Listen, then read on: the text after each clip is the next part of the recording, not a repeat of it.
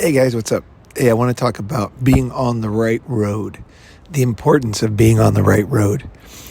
A lot of younger guys, it is very difficult to have the motivation to do things sometimes because you don't feel like, or I can't say how people feel, but the way I thought was, yeah, maybe that's the way to go, but it's far away. It's like really far away.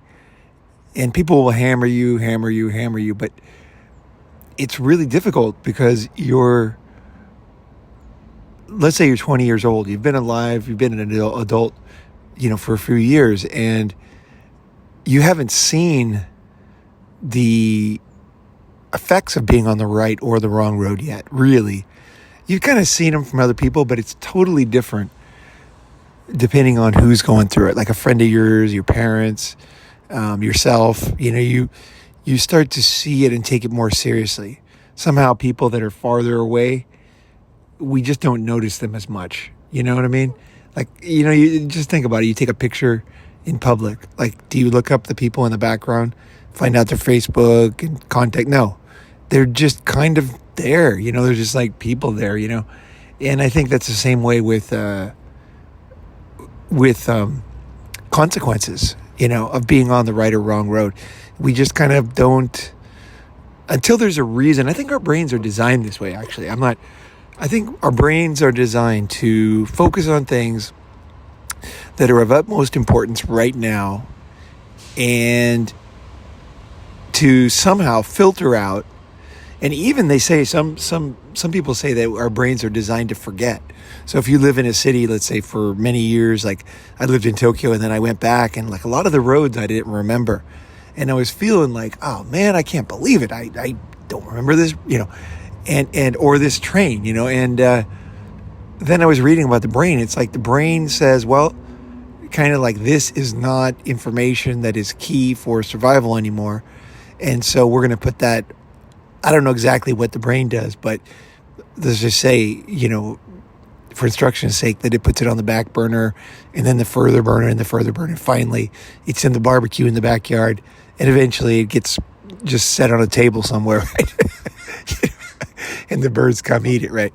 So when you're young, or even when you're older, there's that sense of urgency over making changes. And this kind of dovetails with the last video about depression, because how to beat something that is kind of your internal enemy, right? So one of the things I think is very important is to somehow, as a young guy, or even a middle-aged guy, to be able to see longer, and to be able to be wise about it too. Because I really can't stand, I really can't stand, and I hated it when I was younger, older guys who would tell me, they would just kind of preach at me, tell me this, tell me that, this is going to do that. And then I would look around, and then the problem with preaching is if you're not fucking 100% right, like 100% right, it doesn't work. It backfires. So if you're 100% right, then people do appreciate it. So for example, let me give you an example of 100% right. You are in war and you're on the front lines, and they teach you to keep your helmet on, to wear your helmet at all times, because you never know when a sniper's bullet is going to get you in the head, right? And so, yet on a sunny day, after a big battle, after a few beers, you might feel like, hey, whatever, it's fine. Or, for example, I just watched a video about a guy who was sleeping, and he was in the mud at night in Vietnam, and he didn't have a pillow. So he used his helmet as a pillow, and then a grenade exploded, and he survived, actually, and he looks pretty good. But his head is, because he's bald now, it's totally misshapen. Like, it looks like very alarming when you see his head. It's this weirdest thing. It's like the skull itself has just like huge indents, but the guy is apparently pretty normal. So he was the exception to it being a survival issue. Definitely it's an issue for dating. I mean, for sure, chicks do not like guys with weird heads and metal in their bodies. Like, there's something in chicks, there's certain things that just turn chicks off hard. I know there's the shark bite that turns chicks on, but believe me, that is not a blanket rule. Anything unusual turns people off, like at a very deep level. And I don't mean just girls, guys too. I had a friend. She was very, very, what do you call it? She was really special. She wasn't a girlfriend. She was just a friend. She was a Japanese girl that I met in Shanghai through a friend of mine. And I can't remember how I started hanging out with her. But anyway, I would kind of see her at places. And she was very elegant. She was a ballet teacher and dance teacher. And she just had this, she wasn't my type. She was a little too tall. But she just had this incredible, really. She was like a very unusually feminine movement and vibe about her. And it was totally pure. She was actually a totally cool chick. She would like talk to you, but it was the way she moved. And I think that's what she had looking back, I think she had the raw talent to be a real dancer. I think that's probably, along with flexibility, there's this inherent natural feminine smoothness of movement that is key in a ballet, right? You're not doing it like a guy. You're not trying to lift a certain amount of weight. There's this whole body movement, including everything, right? And your feet, your hands, your head, everything, right? Shaking. It's all included, right? And she just had that. She was just she's like a butterfly or something. It was beautiful to watch her. But she got hit. She told me she was walking down the road or across the road in Shanghai, and she was on a crosswalk. And at that time, nobody followed the rules in Shanghai. They just drive right at you, and she just, for some reason, got tired of it. And I know a lot of us expats did, because there was a few things in China that would just really rub people the wrong way. It didn't matter, what nationality, or it could be Chinese Americans. We were all kind of like, it just bothered us. It's like, dude, I'm standing right here, don't drive into me, man. I'm right here, you can see me, Anyway, she had a moment of stubbornness, she said. And the guy was driving like 3 miles an hour, and then he hit her knee sideways. And that caused serious damage to her. And it ended up that she had a limp. And the next time I saw her, it was, I can't really describe in words how different her presence was. Like, as she walked towards me, as she came towards me with this limp, I felt like I didn't recognize her face anymore, which is weird because her face was exactly the same. The vibe was of a very weird person, is the best way I can put it. Like, certain people you just, oh my God, weird person, turn the other way. You just don't want to get involved, that kind of thing. And then all of a sudden I looked at her and she smiled, and I felt so bad because my instinct had totally been to ignore her and turn away. And I was deeply regretful. I mean, it was an instinct, so I can't blame myself. It was like in that hundredth of a second, I felt this serious creepiness. And then I realized, and then she told me the story of how she had been stubborn in that moment, and then he had just clipped her knee at like 3 or 2 miles an hour, but it went sideways and it caused serious damage. And she has this incredibly bad limp that just completely ruins not only her whole feminine persona, but also all her career, because she was a dance teacher and yoga, and she just had she's one of these people who I don't know what she turned out to be now. I really hope that she had the internal fortitude to reach some kind of new level of peace with her new self. But I tell you, like, nothing that she did worked anymore. Nothing. Her whole persona didn't work. She was now in the class of somebody that you almost would cross the road. Like, that's how bad it was. Really weird. Like, and the thing is that's the way we're built as guys. We are repelled. Okay, now we can overcome this, of course. I'm not saying this is in any way a good thing. I'm just saying, like, we are absolutely repelled by certain things in women. And women are the same way with us. Just absolutely fucking repelled. And they can't really control it. what do you call it? It's an instinct. And I guess it's some kind of basic survival reproduction instinct in me that says don't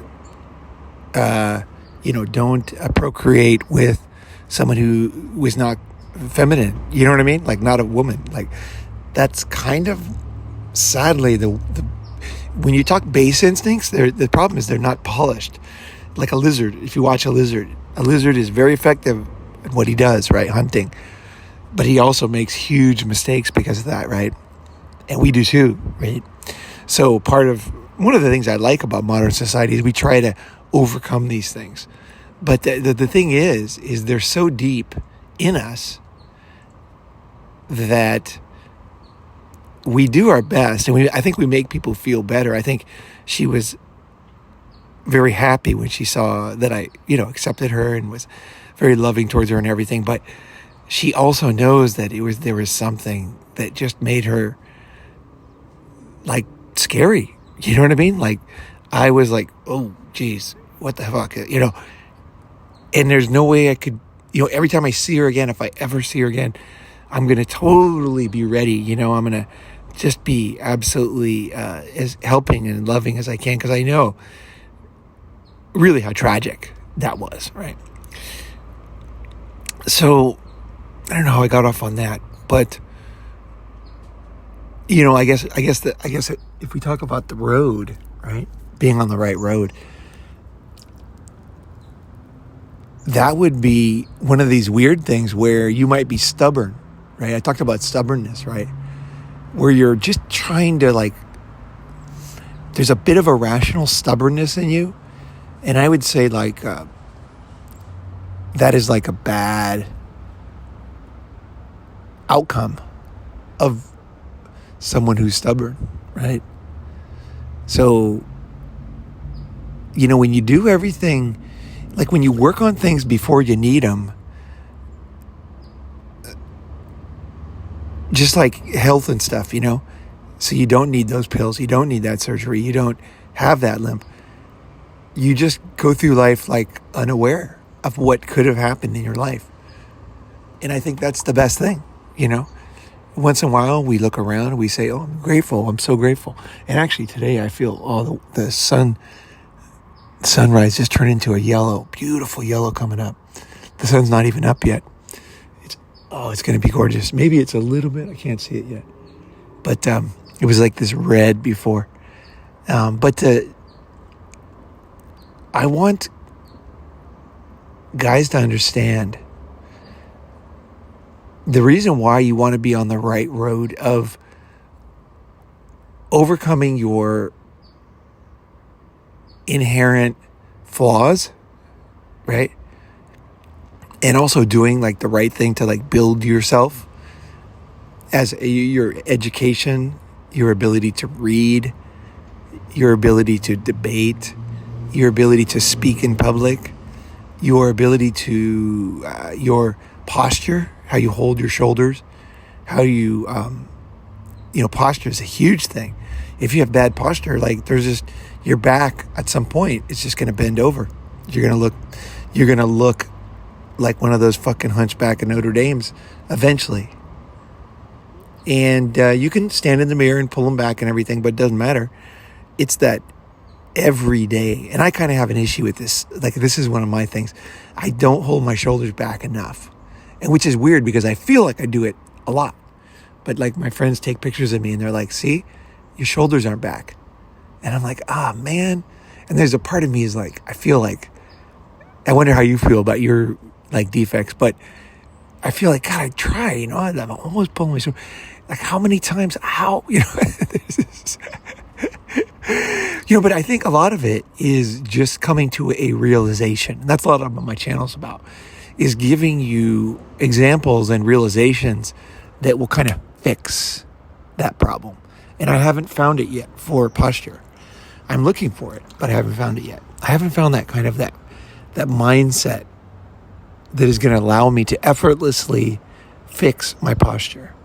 But I want to find it. If anybody had a posture issue and they fixed it, I would love to, if you had like what I'm talking about is like one of these insightful breakthroughs where you're never the same. You just hold yourself properly at all times, basically. I know I've really worked on my posture. I've got chairs that are special. I've got I put a pillow under my lower back. I always, if I don't have a pillow, I'm going to use like anything I can. A rolled up towel. I'm going to use a pair of shorts I'm not wearing. A pair of jeans. I'm going to always try to get my posture a little better. But I know I'm missing something. I know other guys, they somehow just nail the posture at all times, and I want to have that breakthrough. So part of like the right road is just knowing that it's there. You're not always on the right road with every one of your issues, but you'll just know, okay, there's something out there that I can do that is going to totally fix this thing. And you have to have that belief. It's really true too. If you hang out with smart guys and you listen to smart guys and you get smarter yourself and overcome, you'll realize, oh yeah, there's like a solution to everything. There is like a real, not this temporary bullshit. It's what I don't like about YouTube is so many guys, they find something out, right, that works. And it, looking at it from top down, it works in the moment. And then they tell everybody, here's the 1, 2, 3 way to do it. I try it, but then if it doesn't work, like long term, then I know it's not one of the Ronin breakthroughs. Because the way I do life is I'm not going to waste a lot of energy on trying to do something if it's not going to fix it. Like I want a solution, right? Like it's like, for example, like my concept of, or my life goal to not be under anybody's thumb, to be unblackmailable, right? Which allows me to have so much freedom and really to have such a better life. Like it totally changes things. And you don't even realize how much under other people's control and banks and everything you are, and thinking and living and where you live and where you travel. And there's just so many things that it really, I think, unblackmailable when you really get it. I'm not talking about just, I got a little bit of the concept. When you totally structure your life, engineer your life in a way that you're unblackmailable, what happens is you just have a lightness, you're not resentful because no one's holding you back, that's why you're not resentful against women, because they're not holding you back. Like they're just like basically the unwashed female, let's just say, who's just seeped in current modern dogma, is just like someone you walk by. It's very similar to what I talked about on my street on Soy 11. I lived on Soy 11 once for a couple of years, and in Bangkok, and there's a bunch of guys there who they're taxi drivers, but they're called the Soy 11 Mafia. They pay the cops off, and they rip people off. They overcharge. They basically work around the bars, and they steal things. They're just scumbags, right? And they have all these tour scams and everything, right? Well, one time I got tricked by one of them, right? I was in a very weak position, and I got tricked, and I was angry for a few months. I was like, man, I'm those guys. And then after a while, I realized that was the one. Like, nobody's perfect traveler. You've always got one little weakness that you haven't seen yet, right?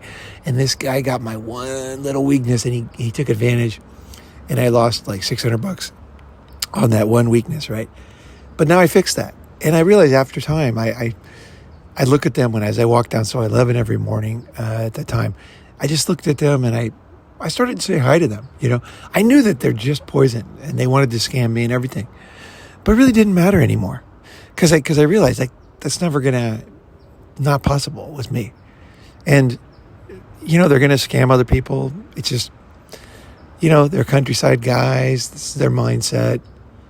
They're just doing what they're doing. That's their job, scamming people, scamming tourists who look like me, basically. And I no longer have any animosity towards those guys. It's because I'm no longer at risk in any way, shape, or form. So I'm just like, hey, it's cool. And I feel the same way. I think eventually you'll feel the same way about Western chicks. You'll just be like, yeah, truthfully, the whole system's against you. I mean, like, really.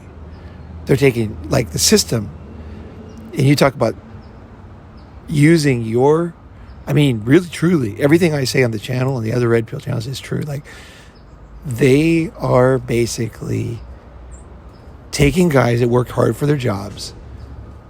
They're firing them, giving them to people that didn't earn them, right?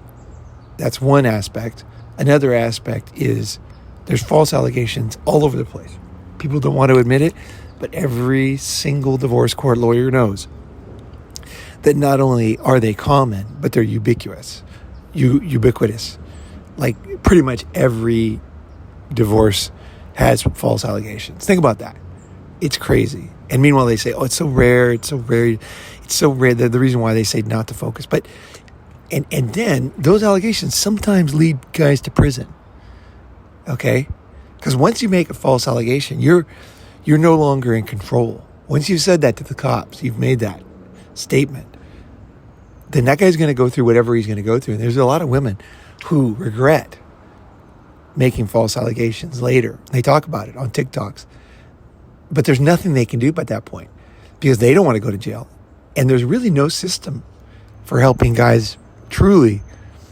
Once a guy is branded something, there's no way to bring him back to the pre-traumatized version of himself where he had family and friends and he had a car on payments and a job. Like, it's all gone. Like, it's people turned on him, and they chose to, but it doesn't matter. He has nothing. He can get out of jail, but that doesn't change shit. I mean, that guy's life is now absolutely a different life, right? So what's happening is not only traumatic. Oh, yeah, and his children are kidnapped by the courts, like mine.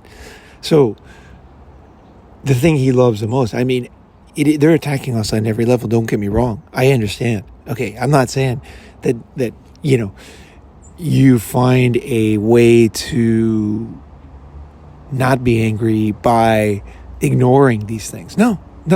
You see all of it. Right? But now here's the hard part. You have reason. Just like that stubborn girl. She's a little bit stubborn, right?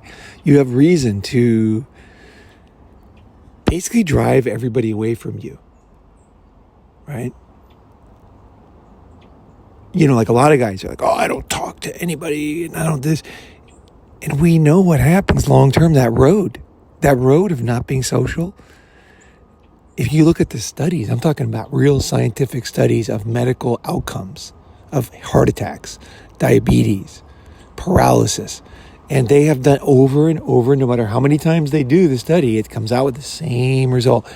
And the result is that people with a strong social circle, okay, so people that have friends, talk to them, laugh, do things, have hobbies, and have a heart attack, have much better outcomes of that heart attack than people that are not. And in fact, a person with one serious illness like a heart attack, diabetes, paralysis, life-changing thing, who has that social, what do you call it? Like they call it a social circle. They are social. They talk, like in real life, it looks like they talk to people. They get phone calls from people. Like, does your phone ring? Right? Their phone rings. They talk to people. They meet people. They discuss things. They laugh about things. They go places. They do things. A person with that network, okay, this is what guys are not good at. They overcome like a serious illness, like a heart attack. They live better and longer than people who didn't even have a heart attack, who are lonely, who don't have that. So here's the thing. Here's the risk is that you could say, hey, I'm never going to talk to this type of woman, that type of woman. I'm never going to be social ever again because of that risk or this risk. Now, it's a process. Okay, I'm going to give everybody, it's a process. But when you get to the other side, you will realize that there is some balance in there somewhere. And you're going to find it for yourself. I'll tell you, I found it last night. So there was somebody, a female, who was being very, very, very unfair to me. Okay? Not going to give any details because I don't want... okay. So, very unfair in my life. Not an important person, but just somebody who's close, right? And I was like, man, I was talking to my friend, I'm like, this is so lame. Like, I didn't do anything. He's like, yeah, I know. He's like, yeah. I was like, this is so lame. And so the other night, people were eating dinner and she was there. And I decided, because I had every reason not to sit down. I had every fucking reason not to sit down. But I decided to sit down and just be friendly. And so I sat down and something amazing happened. I'm going to give you my take what happened. What I think happened was people around me could see what was happening, right? And they could see that this was unprovoked. It was just, who knows what was going on there, right? And this is a very tight-knit group of people, okay? They're around each other like 18 hours a day, right? These people. And they saw that I was not letting that, I was not fighting back. I was not being passive aggressive. I was really trying to be friendly, social, and to completely not bring anything up that had happened, and not showing any sign of any kind of resentment or whatever. And that really was what I was doing. And I tell you, something magical happened last night. After the dinner, all the other people at the table, they fucking knew. And everybody was nice to me after that, because they were like, I guess maybe it's like, thank you for not dragging us through that.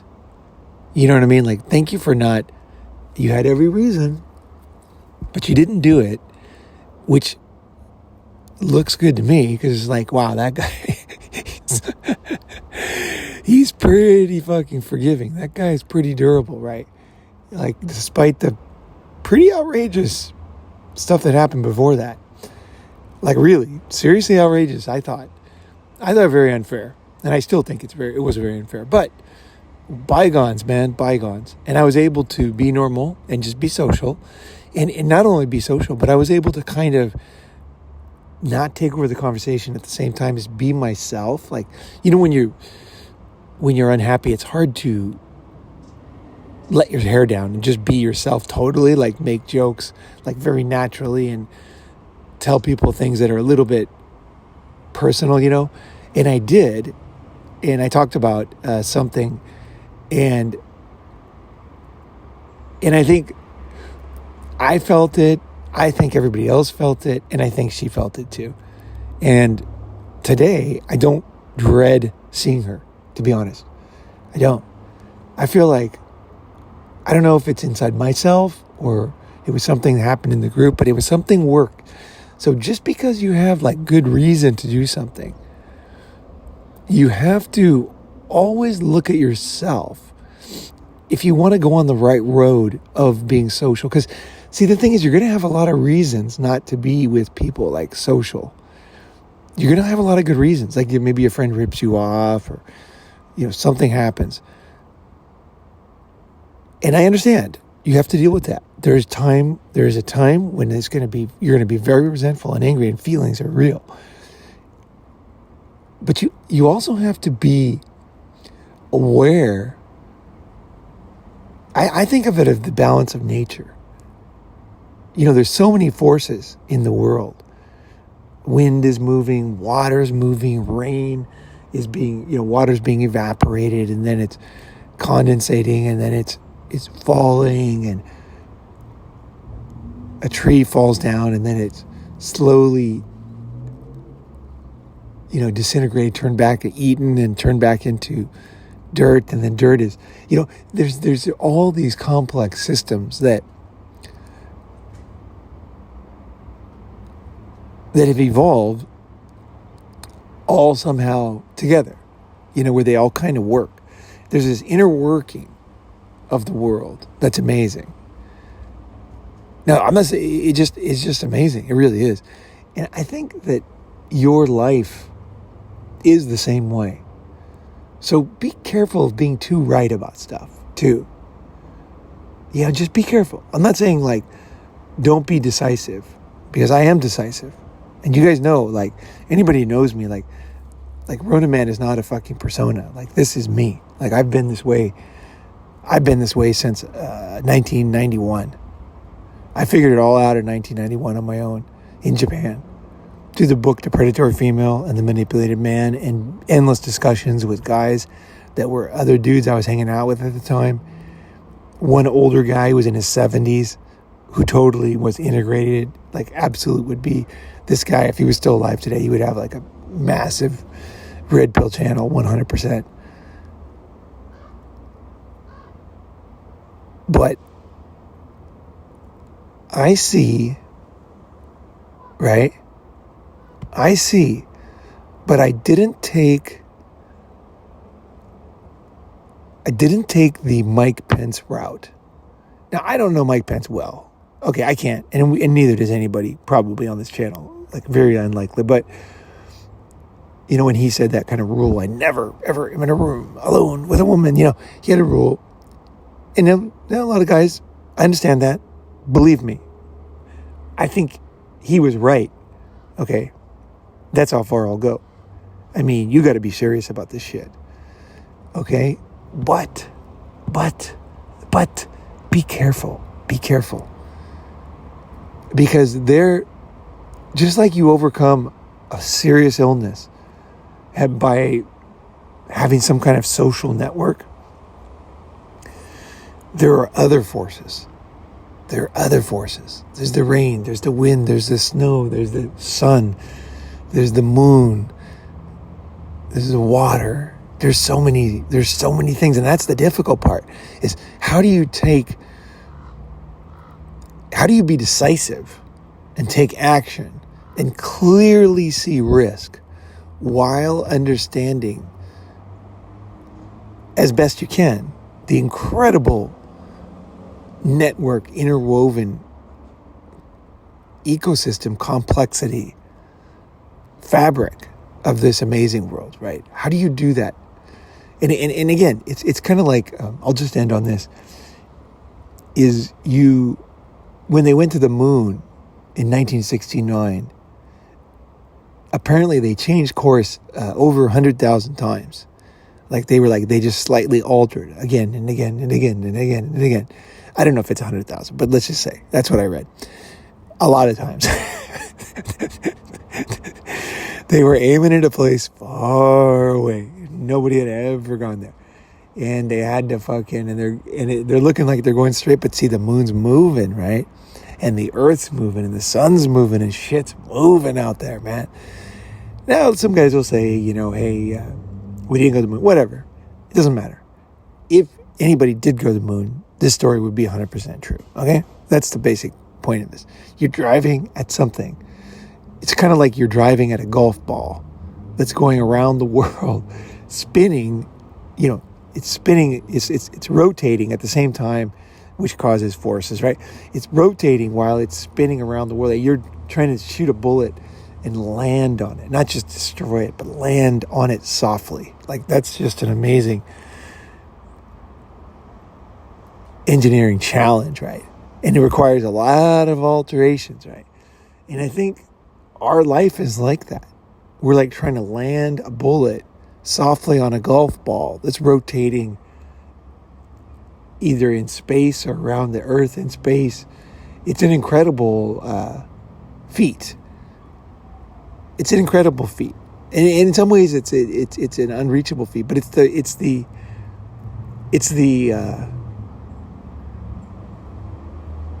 by having that goal, you get pretty good. You get pretty far in life. And you'll feel pretty fucking good. And you'll make better decisions. And hopefully, those traditions or habits that you get from being on the right road, right? This is what I'm trying to really, one of my key things I want to install in you is habits, because hopefully, just like I'm working on the habit of posture, and I'm serious, I want some help on this one. If as you work on these realistically and like, with a Ronin fucking best idea wins attitude, what will happen is you will start to do things instinctively, like a soldier. They teach him to clean his rifle in the dark, take it apart, clean it, put it back together, all with no sight. His eyes blindfolded in the dark. Because they know that not every firefight has a fucking light, right? And they know that guns jam. And so you need to know how to clean your gun. And you need to do it. They teach everything in boot camp is to teach you to do things instinctively, right? People say, oh, they're unthinking animal. No, this is teaching you instinctively to wear your helmet, instinctively not to lift your head up, instinctively to be able to do the things that will lead you to surviving a firefight. That is what it's doing. It's teaching you.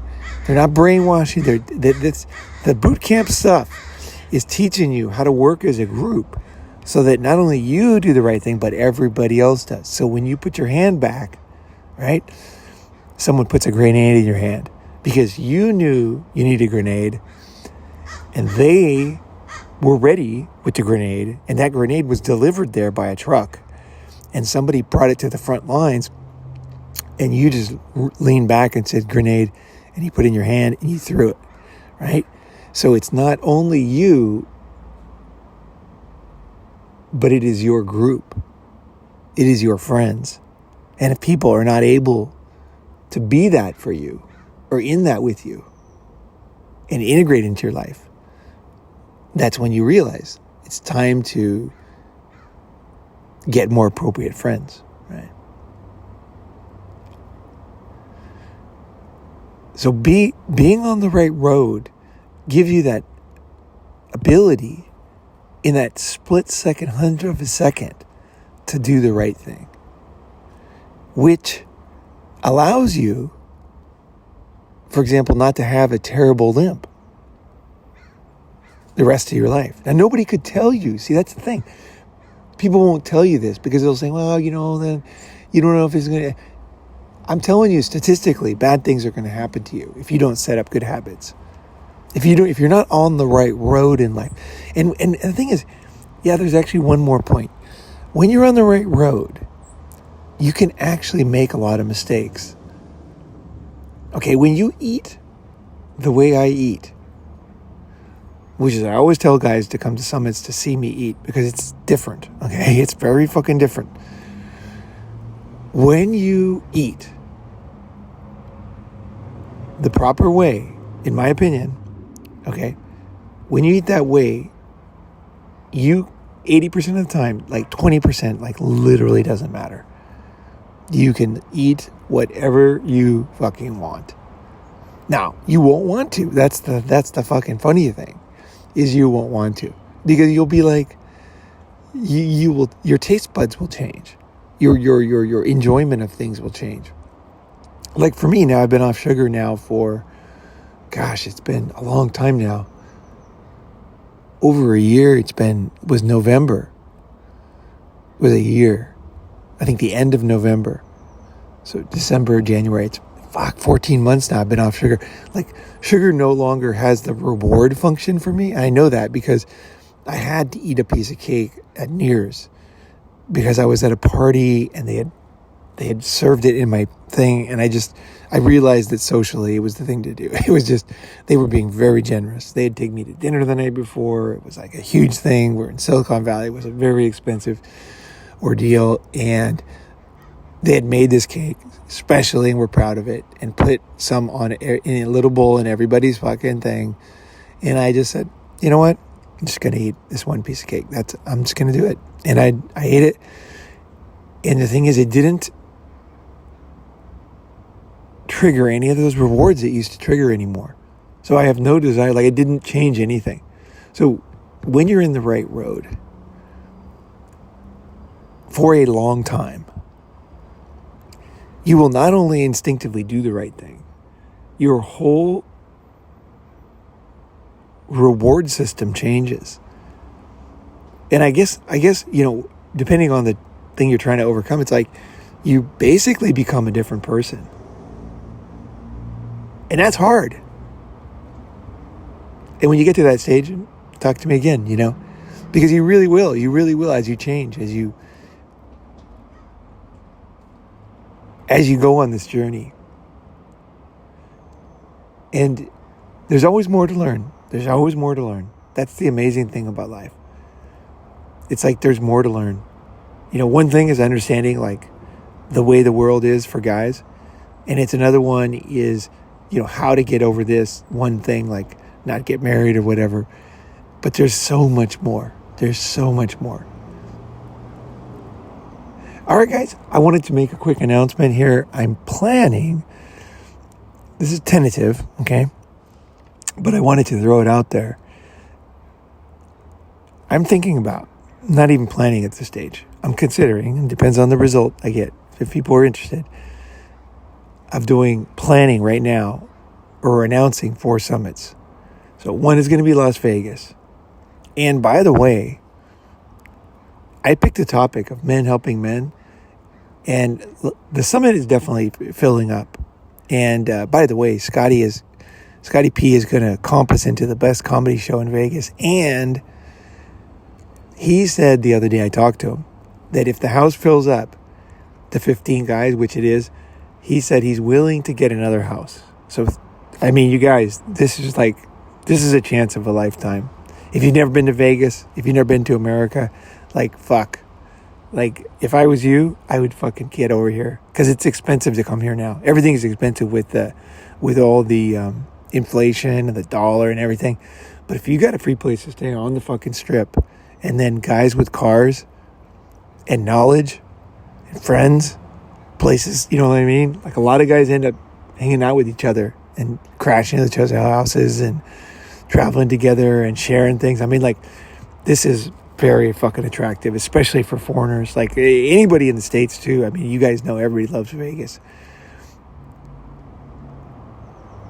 Obviously for different reasons.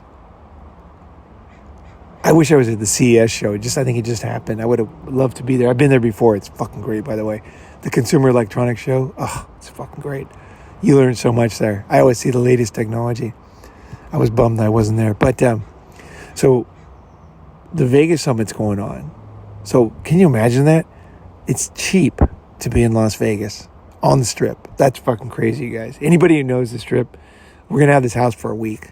So it's going to be 1 week we're going to be there. The summit's only 3 days, but Friday at 3 o'clock to Sunday at 12. But we're going to do tons of other shit. So the comedy show is Sunday night at 9:30.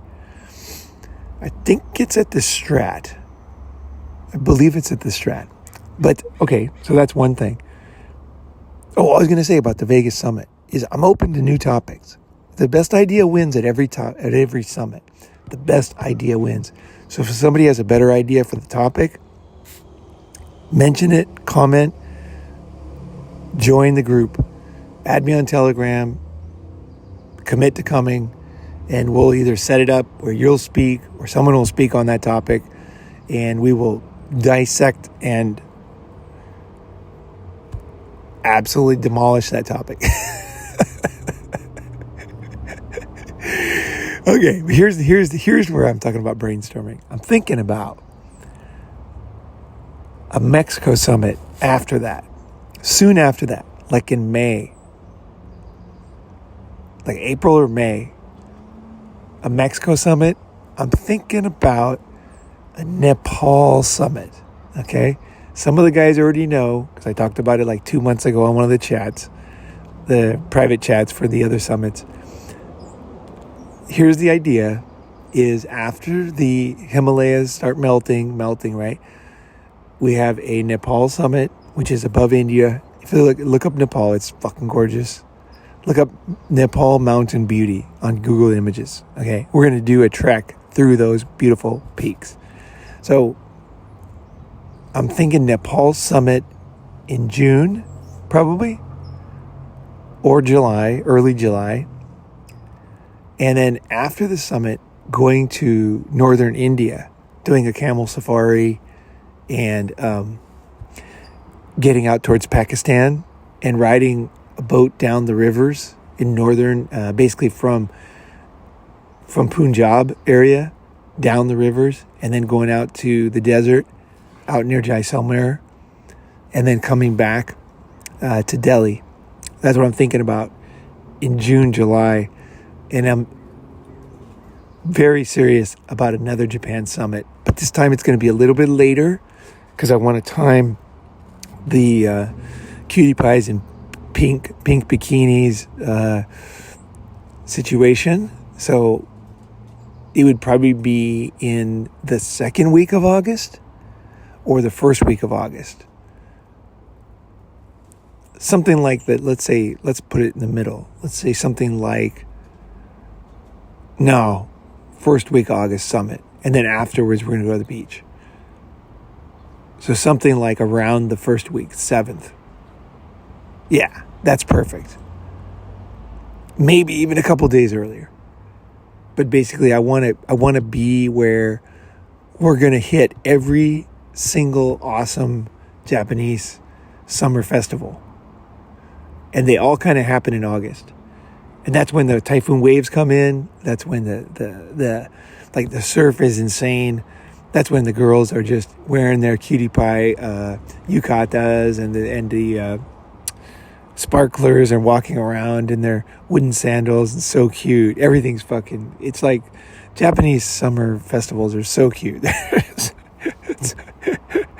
They're so fun in the small towns, not the big ones. The big ones are okay. They're cool in Tokyo, but they're nothing like the small towns and the small town girls. Oh, it's great. It is great.